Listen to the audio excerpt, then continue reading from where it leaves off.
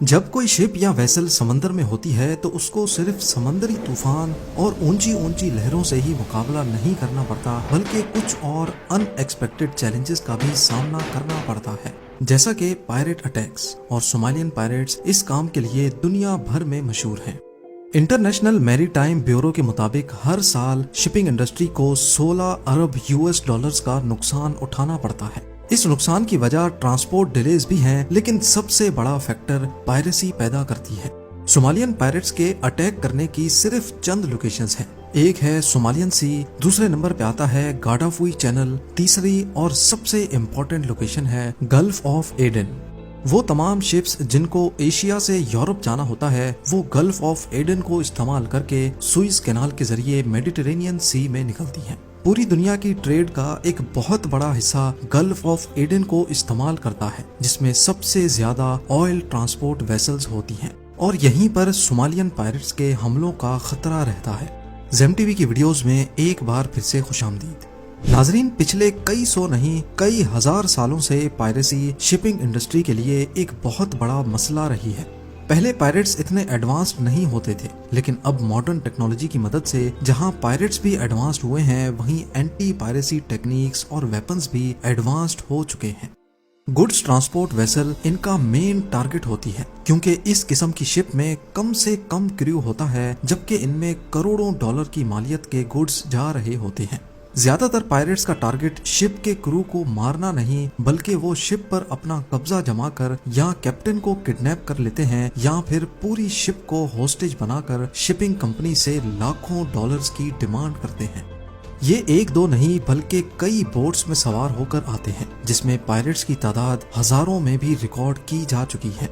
सबसे पहले तो ये वेसल के करीब पहुंचकर गोलियों से कैप्टन को डराते हैं, ताकि वो शिप को रोक ले। याद रहे कि कैप्टन का काम सिर्फ शिप को एक जगह से दूसरी जगह लेकर जाना ही नहीं, बल्कि वेसल की सेफ्टी भी कैप्टन की जिम्मेदारी होती है। उसके बाद ये वेसल के ऊपर चढ़ने के लिए ग्रैपलिंग हुक्स का इस्तेमाल करते हैं। ऊपर चढ़ने के बाद सबसे पहले ये कैप्टन और क्रू को होस्टेज बनाते हैं, या फिर कई केसेस में पूरी वेसल को ही किसी अननोन लोकेशन पर ले जाते हैं। एक बार करोड़ों डॉलर्स के सामान वाली शिप इनके कब्जे में आ गई, फिर इस बात के काफी ज्यादा चांसेस होते हैं कि शिपिंग कंपनी चंद लाख डॉलर्स देकर इनसे जान छुड़ाए। पर ऐसा नहीं है कि प्राइवेट शिप्स इस किस्म के हादसात से बचने की कोशिश ही नहीं करती। पायरेट से बचने के लिए आजकल की मॉडर्न शिप्स भी किसी से कम नहीं है। जब किसी वेसल को खतरा होता है कि पायरेट्स उनके करीब आ रहे हैं, तो सबसे पहले उनको करीबी कोस्टल सिक्योरिटी अथॉरिटी को इन्फॉर्म करना होता है। उसके बाद कैप्टन वेसल की स्पीड बढ़ा देता है। स्पीड बढ़ाने की वजह ये नहीं होती कि पायरेट्स उन तक पहुंच नहीं पाएंगे, बल्कि तेज चलने की वजह से शिप वेव्स पैदा करती है, जिससे पायरेट्स की छोटी मोटी बोट्स को वेसल के करीब आने में बहुत मुश्किल होती है। अब जब तक कोस्टल अथॉरिटीज वेसल तक पहुंचे और पायरेट्स से मुकाबला करें, तब तक कैप्टन समेत तमाम क्रू मेंबर्स को पायरेट्स का टाइम जाया करना होता है, और इस काम के लिए कई एडवांस्ड मेथड्स का इस्तेमाल किया जाता है, जिसमें नंबर 1 पे है वाटर कैनन्स। ये वाटर कैनन्स तकरीबन तमाम शिप्स में ही लगे होते हैं, और ये पायरेट्स को रोकने के लिए सबसे इफेक्टिव मेथड समझा जाता है। इस किस्म की नोजल शिप या वेसल की चारों साइड्स पे लगी होती हैं। एक एक नोजल सिर्फ 1 मिनट में 1350 गैलन समंदरी पानी फेंकने की काबिलियत रखती है, यानी हर गुजरते मिनट 5110 लीटर पानी, वो भी अलग अलग नोजल से। ये इतना ज्यादा पानी है कि जिससे एक एवरेज साइज का स्विमिंग पूल सिर्फ 10 मिनटों में भरा जा सकता है। इसका प्रेशर 175 psi या फिर गाड़ी के टायर में भरी हवा से भी 10 गुना ज्यादा होता है।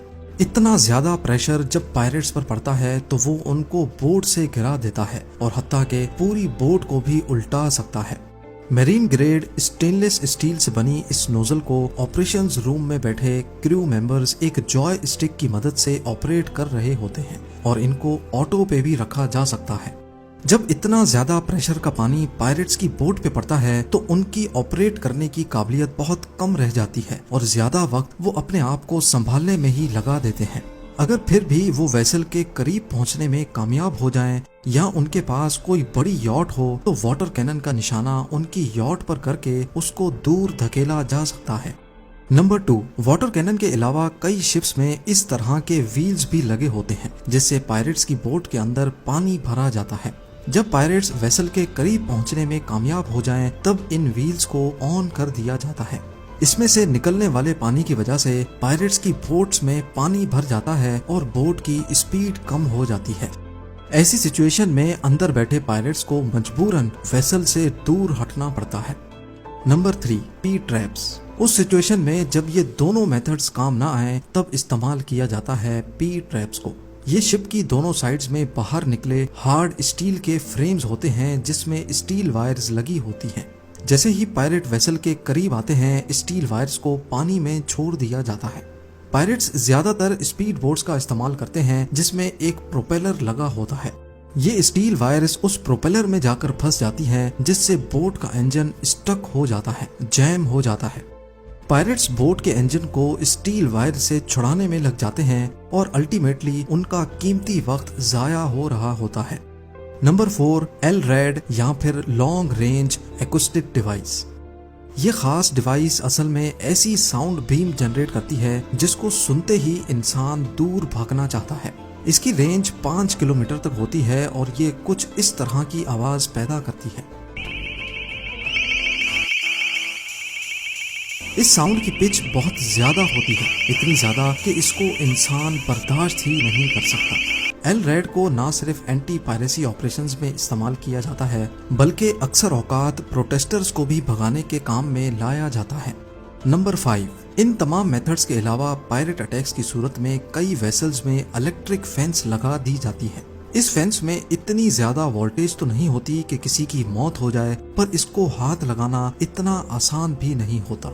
पर क्योंकि ये फेंस अगर हर वक्त वेसल पे लगी रहेगी तो शिप पर बैठने वाले परिंदे भी मर सकते हैं। इसी वजह से अटैक खत्म होते ही इसको वापस फोल्ड करके बंद कर दिया जाता है। अप्रैल 2009 में शिपिंग कंपनी मैस्क एलाबामा की एक कार्गो शिप ओमान से कीनिया की तरफ जाने के लिए रवाना हुई। सोमालिया की कोस्ट के करीब इस पर 1000 पायरेट्स ने हमला किया और क्रू मेंबर्स को बड़ी मुसीबत में डाल दिया। ये 200 सालों में पहली बार हो रहा था कि पायरेट्स ने किसी अमेरिकन शिप पर हमला किया हो। इस शिप में 21 क्रू मेंबर्स थे जिसमें शिप कैप्टन रिचर्ड फिलिप्स भी शामिल थे। क्रू ने पायरेट्स को शिप के करीब आने से रोकने के लिए फ्लेयर्स भी फायर किए और वाटर कैनन का भी इस्तेमाल किया, लेकिन 2 सोमाली पायरेट्स शिप पर चढ़ने में कामयाब हो गए। उन्होंने डेक पर जाकर शिप को अपने कंट्रोल में लिया और कैप्टन समेत क्रू मेंबर्स को होस्टेज बना लिया। पायरेट्स ने कैप्टन को गन पॉइंट पे लाइफ बोट में बिठाया और उसको किडनैप करके भाग निकले। उनकी डिमांड $2 मिलियन थी और इसी के बदले वो कैप्टन वापस करेंगे। यहाँ आपको बताते चलें कि लाइफ बोट में लिमिटेड फ्यूल होता है और जाहिर है इस कंडीशन में वो ज्यादा दूर नहीं जा सकते थे। नेवी ऑफिसर्स ने लाइफ बोट का पीछा किया। उनका मकसद था कि पायरेट्स को कोस्ट तक ना पहुंचने दिया जाए, क्योंकि अगर वो कोस्ट तक पहुंच गए तो फिर सोमालिया जैसी करप्ट कंट्री में उनको ढूंढना नामुमकिन हो जाएगा। नेवी ने एक हेलीकॉप्टर डिप्लॉय किया जो लाइफ बोट के करीब लो फ्लाइंग करके विंड स्टॉर्म पैदा कर रहा था। इससे पानी की लहरें लाइफ बोट को कोस्ट पे आने से रोक रही थी।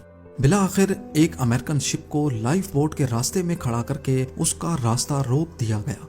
उनका सिर्फ एक ही मकसद था कि पायरेट्स का टाइम जाया किया जाए ताकि लाइफ बोट का फ्यूल खत्म हो सके। 80 घंटों के बाद आखिरकार फ्यूल खत्म हुआ तो पायरेट्स निगोसिएशन के लिए राजी हो गए। उनकी डिमांड थी कि उनको सोमालिया के कोस्ट तक पहुंचाया जाए, वरना वो कैप्टन फिलिप की जान ले लेंगे। लाइफ बोट में टोटल 3 पायरेट्स थे जिन्होंने एक कैप्टन को यरगमाल बनाया हुआ था। अगर नेवी ने एक भी गलत कदम उठाया तो इसका नतीजा कैप्टन की मौत होगा। नेवी ने 3 स्नाइपर्स मंगाए जिन्होंने फैसला किया कि वो 500 मीटर की दूरी से एक साथ तीनों पायरेट्स को खत्म करेंगे। पोजीशन सेट करने में और सही टाइम के इंतजार में कई घंटे लग गए और आखिरकार वो वक्त आ ही गया जब तीनों पायरेट्स एक साथ स्नाइपर्स के निशाने पर थे। तीनों ने एक साथ अपना ट्रिगर दबाया और बिला आखिर पायरेट्स को मारकर कैप्टन रिचर्ड फिलिप को बचा लिया गया।